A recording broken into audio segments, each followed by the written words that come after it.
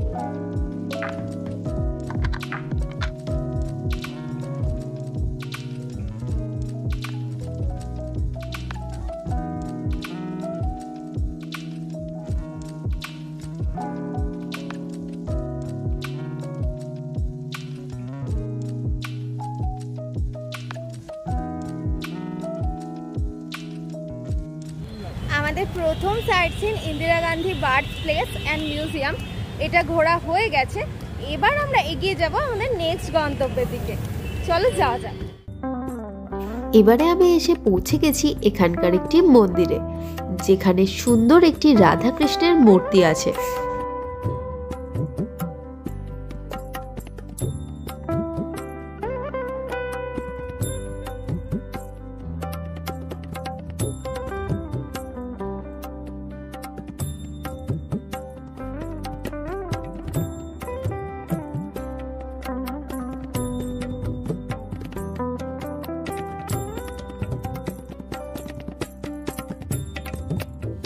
আমাদের নর্থ কলকাতাতে যেমন কুমারটুলি আমরা দেখতে পাই, তেমনই কিন্তু এলাহাবাদের প্রয়াগরাজে আমি একটা ছোটোখাটো কুমারটুলি দেখতে পেলাম। এখানেও কিন্তু অনেক ঠাকুর তৈরি হচ্ছে। এবার আমি এসে গেছি আমাদের নেক্সট গন্তব্য নওগ্রাম মন্দির। চলো এই মন্দিরটা তোমাদেরকে ভালো করে ঘুরে দেখাই।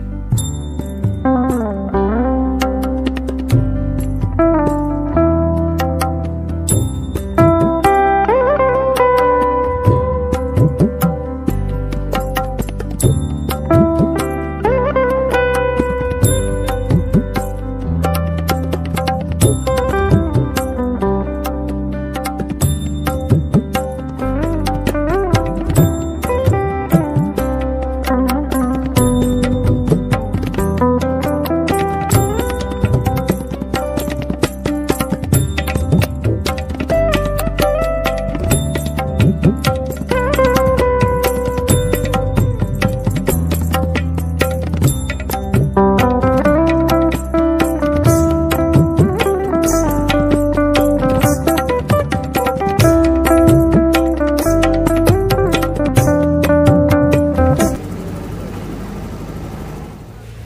আমি এসেছি এলাহাবাদের আরো একটি প্রাচীন মন্দির যেটি হলো ত্রেতা যুগের মন্দির। তো এখানকার অনেক মাহাত্ম্য আছে। এই মন্দিরের নাম মানকামেশ্বর মন্দির। তো এখানে যে যা মনস্কামনা নিয়ে আসে ভগবানকে বলে সেই মনস্কামনা কিন্তু তার পূরণ হয়। तो चलो देखे नहीं यही मंदिर इसको लोग मन कामेश्वर भगवान कहते हैं। ये मनों की कामना पूर्ण होती है। जो भी अपनी यहाँ इच्छा लेके आते हैं कि हमारा कार्य पूर्ण हो, उनकी मनोकामना यहाँ पूर्ण होती है, इसलिए इसको मन कामेश्वर भगवान कहते हैं। और राम जी जब वनवास जा रहे थे तो यहाँ पूजा अर्चना करके गए। ये बहुत प्राचीन मंदिर है।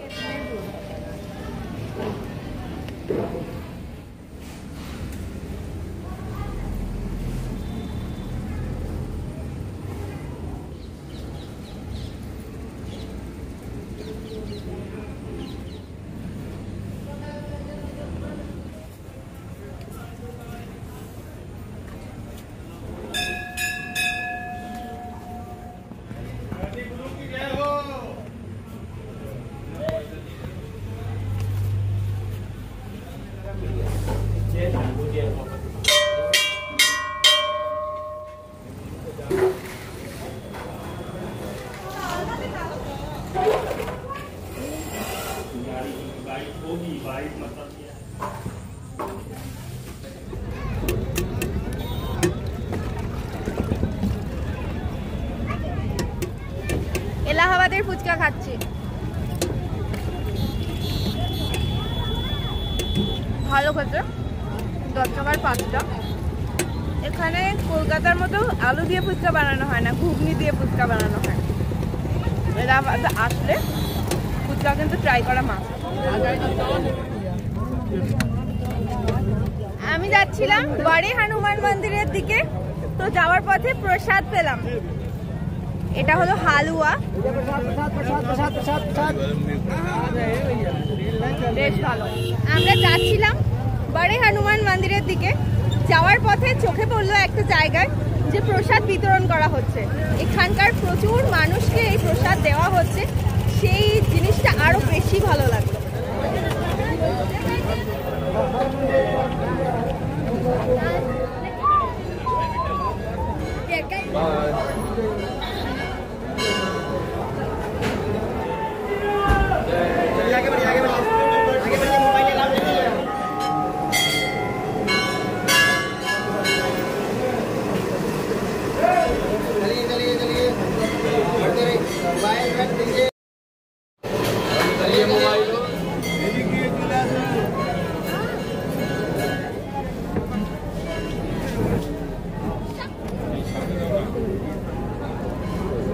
বড়ে হনুমানজির দর্শন করলাম, সত্যি অসাধারণ লাগলো, দারুণ লাগলো।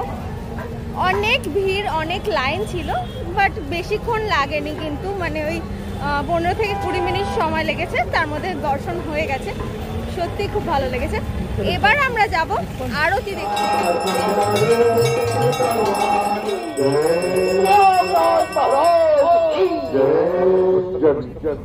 अपनी अपनी जगह पे खड़े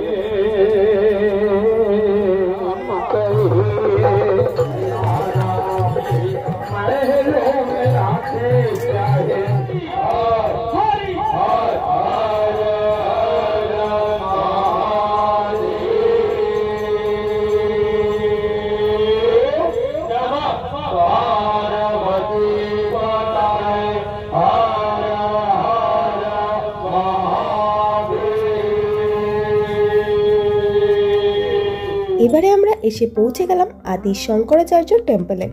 এই মন্দিরটাও একটি অসাধারণ সুন্দর মন্দির ও অনেক বড় মন্দির, ত্রিবেণী সঙ্গমের খুবই কাছে অবস্থিত। চলুন এই মন্দিরটা আপনাদেরকে খুব ভালো করে ঘুরে দেখা। আজকে সম্পূর্ণ সাইট সিনটা করতে আমাদের গাড়িতে চার্জ লেগেছে 750 টাকা। ড্রাইভার দাদার নাম্বার আমি ডেসক্রিপশন বক্সে দিয়ে দেব। সাইট সিনিং করে চলে এসেছি। আমাদের ভারত সেবাশ্রম সঙ্গে। এই ব্লগের মাধ্যমে আমি তোমাদের সাথে শেয়ার করলাম কিভাবে তোমরা একদিনে প্রয়াগরাজ ঘুরে দেখবে। তো যদি ভিডিওটা ভালো লেগে থাকে তাহলে অবশ্যই লাইক কমেন্ট শেয়ার করো, অবশ্যই চ্যানেলটা সাবস্ক্রাইব করো। খুব শিগগিরই দেখা হবে নতুন ভিডিও নিয়ে, মানে নেক্সট ভিডিও আমাদের বেনারসের ভিডিও নিয়ে। ততক্ষণ ভালো থেকো, সুস্থ থেকো আর দেখতে থেকো তোমাদের চ্যানেল এক্সপ্লোর রিত অঙ্কিতা।